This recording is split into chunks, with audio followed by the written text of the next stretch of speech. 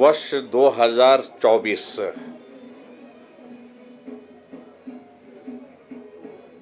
पूरा शुरू से अंत तक अगर मैं कहूं,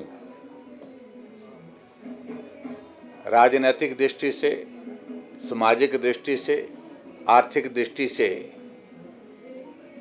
इस प्रदेश में एक तरह से बहुत अस्थिरता के दौर में रहा है। हिमाचल प्रदेश में 2024 एक पॉलिटिकल टर्मोइल के साथ शुरुआत हुई थी और उस पॉलिटिकल टर्मोइल से निकलते निकलते आगे बढ़कर के एक बहुत बड़ा आर्थिक संकट का दौर इस प्रदेश के सामने रहा है।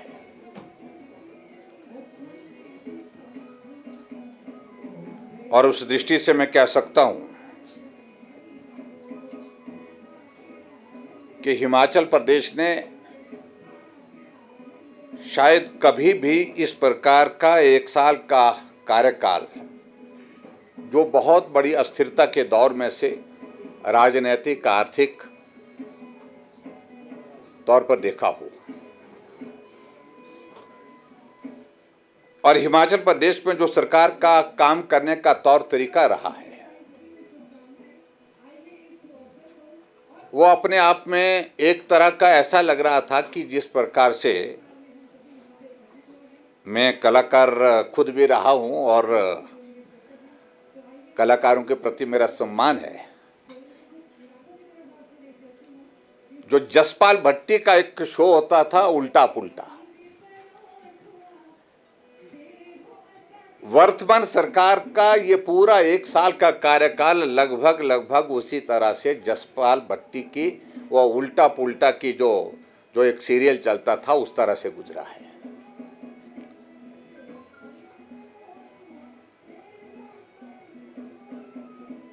मैं समझ सकता हूं कि हिमाचल प्रदेश में सरकार का पहला साल का कार्यकाल नए इनिशिएटिव के साथ होता है। अगर अनुभव की कमी है तो कुछ गलतियां भी हो जाती हैं, लेकिन दूसरा साल का कार्यकाल में परिपक्वता आती है, फैसला लेने में, काम करने में, और उसमें इफेक्टिवनेस भी आती है, यानी कि प्रभाव भी एक सरकार का दिखता है काम करने के। वो सारी चीजें इस एक साल के कार्यकाल में शून्य दिखी है। बिना सोचे समझे फैसले लिए गए, फिर जब जगहंसाई हुई फैसले बदल दिए गए,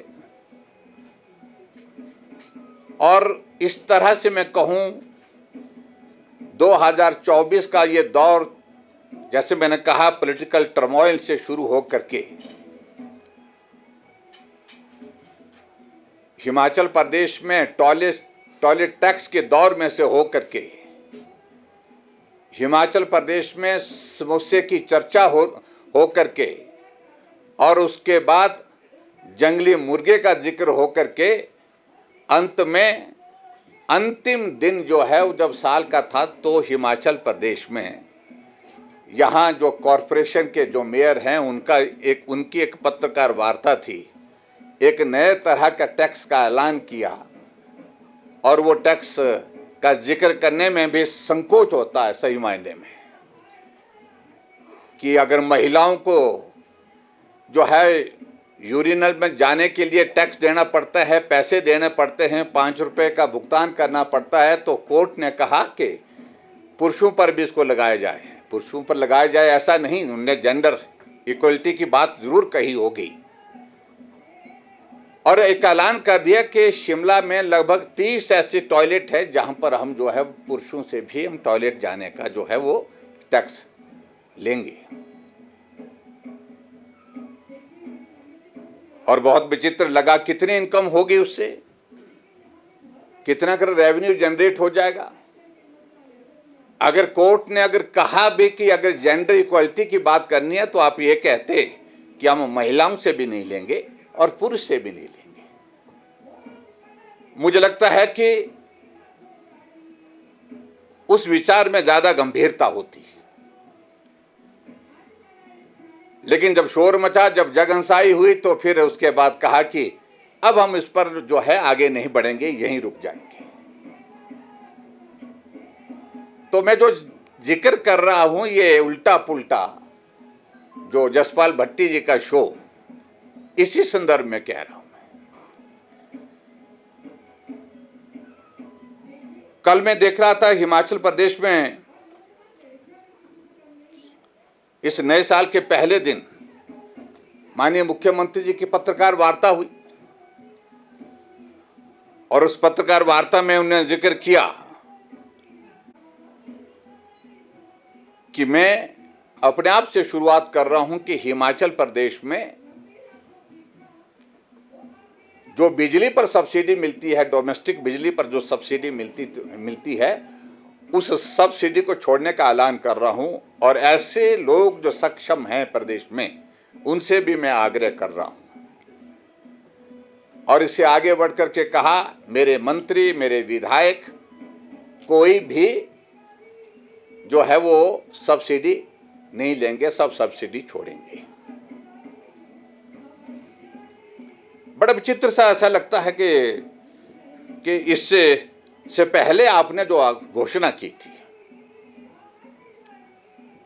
सही मायने में उनको याद लाना चाह रहा हूं मैं कि सत्ता में आने से पहले आपने गारंटी तो ये दी थी कि 300 यूनिट हम बिजली के फ्री देंगे। कोई कैटेगरी का जिक्र नहीं था उसमें, सबके लिए कहा कि 300 यूनिट बिजली, अमीर गरीब कोई भी व्यक्ति जो है जो खर्च करेगा उसको जो है बिजली हम उसको फ्री देंगे। पहली कैबिनेट की पहली बैठक में फैसला लेंगे। और इसी तरह की जो बाकी गारंटियों में उनका जिक्र करने में नहीं जाना चाहता हूं। हिमाचल प्रदेश का गांव में जो सरल और साधारण आदमी, वो भी गारंटियों का जिक्र करता है, इसलिए मुझे लगता है कि उसमें उन गारंटियों का जिक्र करने की आवश्यकता नहीं। मैं आज इस बात को लेकर के आप सबके माध्यम से ये कहना चाहता हूं कि अगर हिमाचल प्रदेश कांग्रेस पार्टी को जनमत उन गारंटियों की वजह से मिला है, यह सच्चाई है। जो झूठी गारंटी दी है उन्होंने, उससे जनमत हासिल करने में सफल हुए। सरकार कांग्रेस पार्टी की बनी और 2 साल के कार्यकाल पूरा होने के पश्चात जो गारंटी दी हैं उसके विपरीत आप काम कर रहे हैं। जब उसके विपरीत काम कर रहे हैं तो मेरा यह कहना है कि जिस जनमत को आपने गारंटियों के बलबूते हासिल किया था, नैतिकता यह बनती है कि आप उन गारंटियों को जब पूरा करने से मुकर रहे हैं, उससे पाला झाड़ रहे हैं, तो निश्चित रूप से आपको त्याग पत्र दे करके नए जनमत के लिए जाना चाहिए। नए सिरे से जनमत हासिल करना चाहिए, क्योंकि आपने हिमाचल प्रदेश की जनता के साथ बहुत बड़ा धोखा किया है, झूठ बोल करके।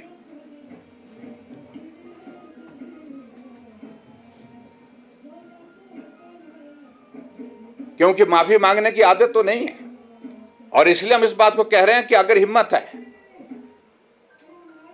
तो नए सिरे से जनमत हासिल करना चाहिए। क्योंकि जो गारंटियों के बलबूते आपने जनमत हासिल किया था, नैतिकता ये बोलती है उसको आप पूरा करने में जो सफल नहीं हो पाए हैं, ना आपकी मंशा उसमें पूरा करने की है, ऐसे में नए सिरे से आपको चुनाव के लिए जाना चाहिए। और दूसरी बात, अगर जो बात कही है यहां पर मुख्यमंत्री जी ने कि मैं हिमाचल प्रदेश में जो बिजली की गारंटी, बिजली की जो सब्सिडी छोड़ने की बात कर रहा हूं, क्या आपने इससे पहले एक और घोषणा नहीं की थी कि हिमाचल प्रदेश में 125 यूनिट जो Bharatiya Janata party zero bill के साथ जो दे रही है, हमारी कोई गारंटी नहीं थी, हमने ये शुरुआत की थी हिमाचल प्रदेश में, इसको हम वापस लेते हैं और जो इनकम टैक्स पेई जो हैं वो सब जो है इस दायरे से बाहर हो जाएंगे। साल 1 नहीं 2 बीत गए, उसके बावजूद भी आप वो इनकम टैक्स पेज हैं, तो उनकी अभी तक आप सूची उपलब्ध नहीं करा पाए, आप उसको अभी तक लागू नहीं कर पाए। और जब इलेक्शन बोर्ड ने कहा कि हमारे पास ये डाटा ही उपलब्ध नहीं है और इस डाटा को ऑब्टेन करना ये मुश्किल काम है, तो आपने क्या फैसला ले लिया कि अब मैं फैसला ये लेता हूं कि सब्सिडी जो है, जो सक्षम लोग हैं उनसे अपील करता हूं। आप अपनी सरकार को हिमाचल प्रदेश में लोगों के ऊपर, लोगों के पैसे से चलाना चाह रहे हैं, लोगों के ऊपर टैक्स लाद करके चलाना चाह रहे हैं। टैक्सेस आपने इतने सारे हिमाचल प्रदेश में लगा दिए जिसकी कल्पना नहीं कर सकते हैं।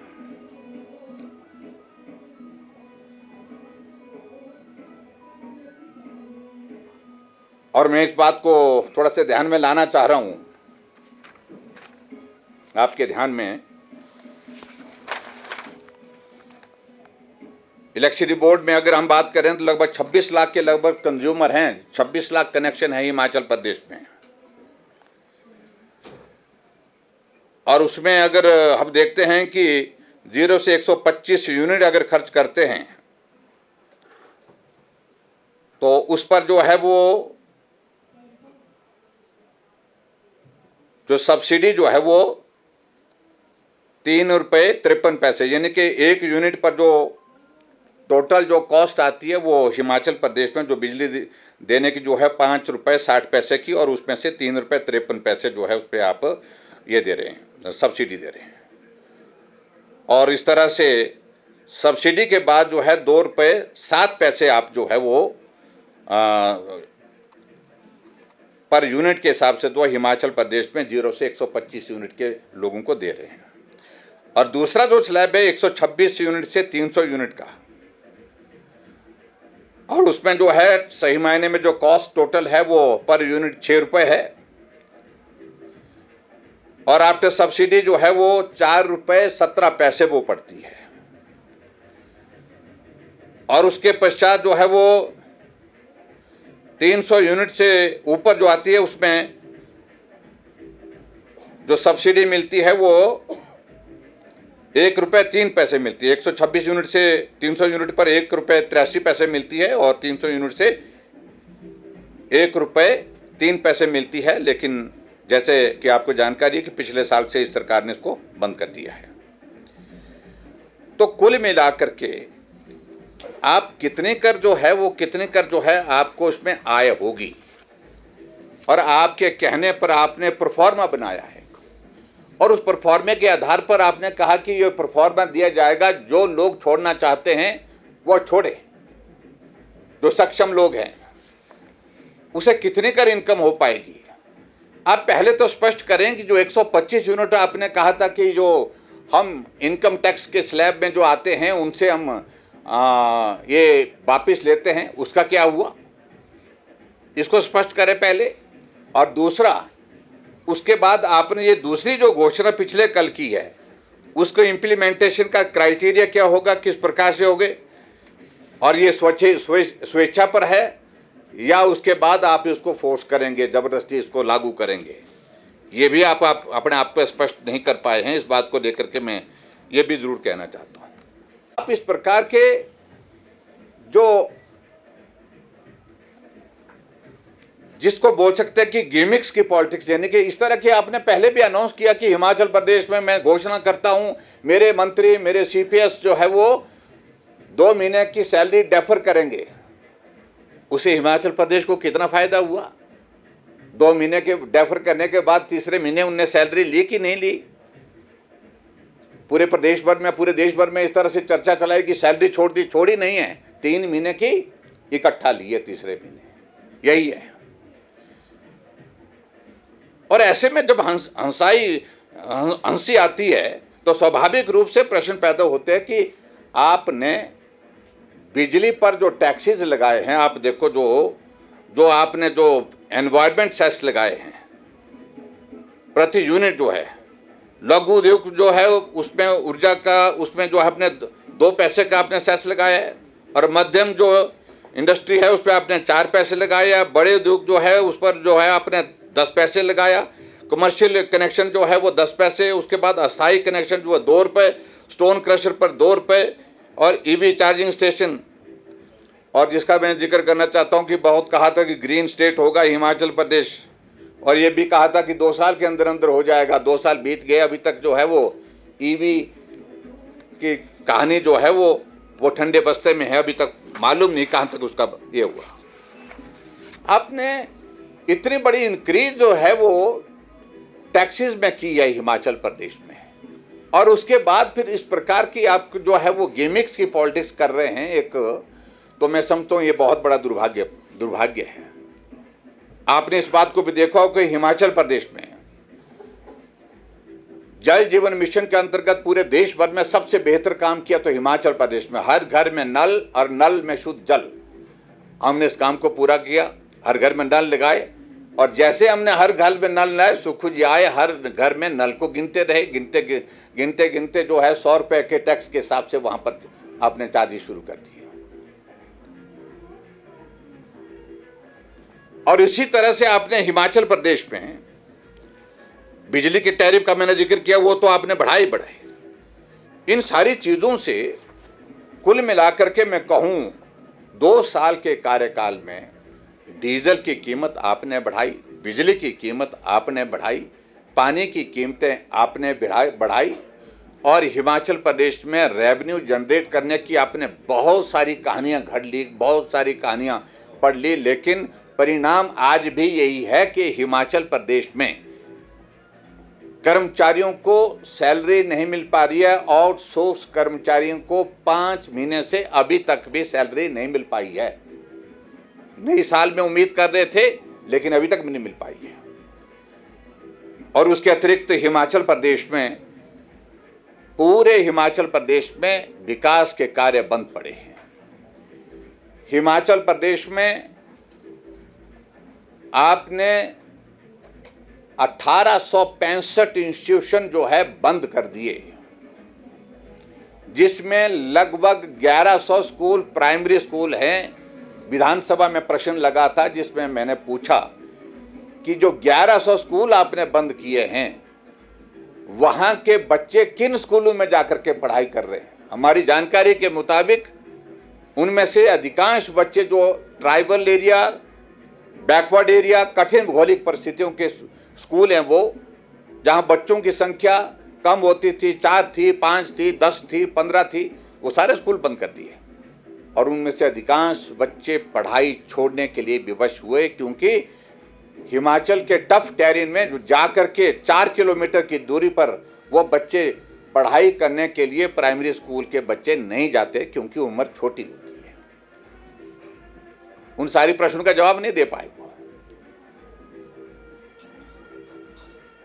लेकिन उसके बावजूद इस प्रकार से जो वादे आपने किए थे, गारंटी दी थी, उन गारंटियों को आज भी हम पूछना चाह रहे हैं कि आपकी उन गारंटियों के बारे में जब आप पूरा करने की स्थिति में नहीं है, या तो आप माफ़ी मांग लेते हिमाचल प्रदेश की जनता से। अगर माफ़ी नहीं मांगते तो आपको निश्चित रूप से, जिसकी वजह से आपकी सरकार बनी है, उस गारंटी की वजह से, उन गारंटियों की वजह से, तो आपको नए सिरे से जनमत हासिल करना चाहिए। सरकार में रहने का कोई नैतिक अधिकार नहीं है। इस 1 साल के कार्यकाल में हिमाचल प्रदेश में कोर्ट परिसर में गोलियां चली। गोलियां चलाने वाले लोग पंजाब से हायर किए गए।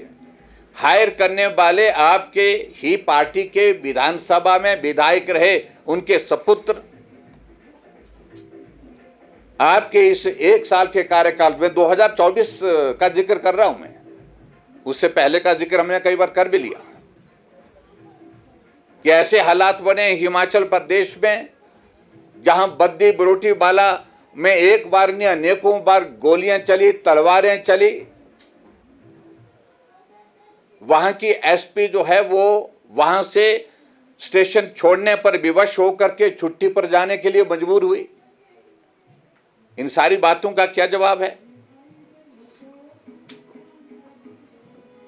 2 साल के कार्यकाल में हिमाचल प्रदेश में लोन की परिस्थिति आपके सामने है, जिसको कहने की आवश्यकता नहीं। हिमाचल प्रदेश 1 लाख करोड़ के नीचे बहुत जल्दी जाने वाला है। अत्यंत निराशाजनक कार्यकाल ये 2 साल का रहा है, और पर्टिकुलरली जो 1 साल का मैं जिसका जिक्र कर रहा हूं, मैं उसमें डिटेल में जाकर के सारी बातों का जिक्र नहीं करना चाहता हूं। मैं सिर्फ इतना ही कहना चाह रहा हूं कि अगर हिमाचल प्रदेश में, अगर आपने, इसको मैं फिर से दोहराना चाह रहा हूं, अगर आपने सत्ता को गारंटी के बलबूते हासिल किया है, जब गारंटियां पूरा करने की स्थिति में आप नहीं हो पा रहे हैं, तो ऐसी सूरत में आपको सत्ता में रहने का कोई अधिकार, नैतिक अधिकार नहीं है। नए सिरे से जनादेश हासिल करना चाहिए। और मुझे मालूम है कि कांग्रेस के लोग बोलेंगे कि हमारे पास बहुमत है। बहुमत होना एक बात है, लेकिन आपने जो हॉनेस्ट कमिटमेंट की थी लोगों के साथ, हिमाचल प्रदेश के लोगों के साथ जो गारंटियां पूरा करने की बात कही थी, उन गारंटियों पर आप अब मूक हो करके क्यों बैठे? आप उनको पूरा करने की स्थिति में नहीं हो पा रहे हैं। और इसलिए मैं यही कहूँगा कि बहुत दुर्भाग्यपूर्ण स्थिति हिमाचल प्रदेश की ये रही है कि 2 साल के कार्यकाल में हिमाचल प्रदेश बहुत पीछे चला गया। जो विधायकों को, मंत्रियों को जो सैलरी मिलती थी, और उस पर जो टैक्स जो है, उससे पहले जो है वो सरकार जमा करती थी। जो इनकम टैक्स लगता था उसकी अदायगी सरकार करती थी। और बतौर मुख्यमंत्री मुझे लगा कि ये एथिक्स के आधार पर जो है ये उचित नहीं है। नैतिकता ये बनती है कि अगर हमारी आय अगर हुई है, सैलरी से हुई है, उसके ऊपर जो टैक्स बनता है, जैसा देश और प्रदेश के लोग जो कमाई का टैक्स जो है अपने आप अदा करते हैं, हमको भी करना चाहिए, जनप्रतिनिधियों को भी करना चाहिए। हमने फैसला लिया कि सारे विधायक, सारे मंत्री, इंक्लूडिंग स्पीकर, डिप्टी स्पीकर और उसके साथ साथ में chief whip, deputy chief whip, सब के सब अपनी सैलरी में से जो टैक्सी जो है, इनकम टैक्स का जो है, उसको खुद अदा करेंगे। और मैं ये कहना चाहता हूं कि बहुत बड़ा फैसला था ये। आय कितनी हुई वो महत्व का विषय नहीं है, लेकिन एथिक्स का विषय है, नैतिकता का विषय है ये। और हमने इस बात को लेकर के ये मैं ज़रूर कहना चाहता हूँ, स्पीकर को जो है वो पर ईयर जो है 5,21,110 रुपये जो है वो जो टैक्स जो है सरकार भरती थी, अब वो स्पीकर भर रहे हैं, अपने आप भर रहे हैं। डिप्टी स्पीकर जो है वो 4,93,792 रुपये जो है हर साल का जो टैक्स जो सरकार भरती थी, हमने इसका फैसला लेकर के अब जो है डिप्टी स्पीकर इस टैक्स की भरपाई अपने जो है वो अपने अकाउंट से करते हैं, अपने खाते से करते हैं, अपनी जेब से करते हैं। और इसी तरह से चीफ व्हिप और डिप्टी चीफ व्हिप 4,83,912 रुपये जिनको जो टैक्स पड़ता था, जो सरकार भरती थी पहले, वो भी अब जो है चीफ व्हिप और डिप्टी चीफ व्हिप जो है वो अपनी जेब से अदा कर रहे हैं। और उसी तरह से हिमाचल प्रदेश में जो विधायक हैं, इसके अलावा उनको 1,91,880 रुपये जो 1 साल का जो टैक्स जो है जिसको सरकार जमा करती थी, अब सभी विधायक अपने अकाउंट से, अपने पर्सनल अकाउंट से अपनी आय का जो है वो टैक्स जमा करते हैं। और मिनिस्टर जो है वो उनको जो है वो 7,15,000 रुपये जो टैक्स पड़ता था उनकी सैलरी का, और वो भी जो है वो स्वयं अपने अकाउंट से, अपनी जेब से वो खर्च कर रहे हैं, अपने अकाउंट से दे रहे हैं। और ये फैसला मैं समझता हूँ chief minister, including chief minister भी, और उसके बाद 2 करोड़ से ज़्यादा का जो है वो एक ही इस फैसले से जो है उसमें उसका लाभ हुआ है, मतलब स्टेट को उसका बेनिफिट हुआ है। अमाउंट मैटर नहीं करता, लेकिन जो जिसको मैं कह सकता हूं कि नैतिकता जो बनती थी, उस नैतिकता के आधार पर हमने किया, ये फैसला हमने किया। लेकिन जो आप फैसले कर रहे हैं उन फैसलों से हमें कतई भी अब भरोसा उठ गया है, सरकार से भरोसा उठ गया है, विश्वास उठ गया है। क्योंकि आप फैसला लेते हैं, आज लेते हैं, कल पलट जाते हैं। तो ये स्थिति हिमाचल प्रदेश की वर्तमान में है।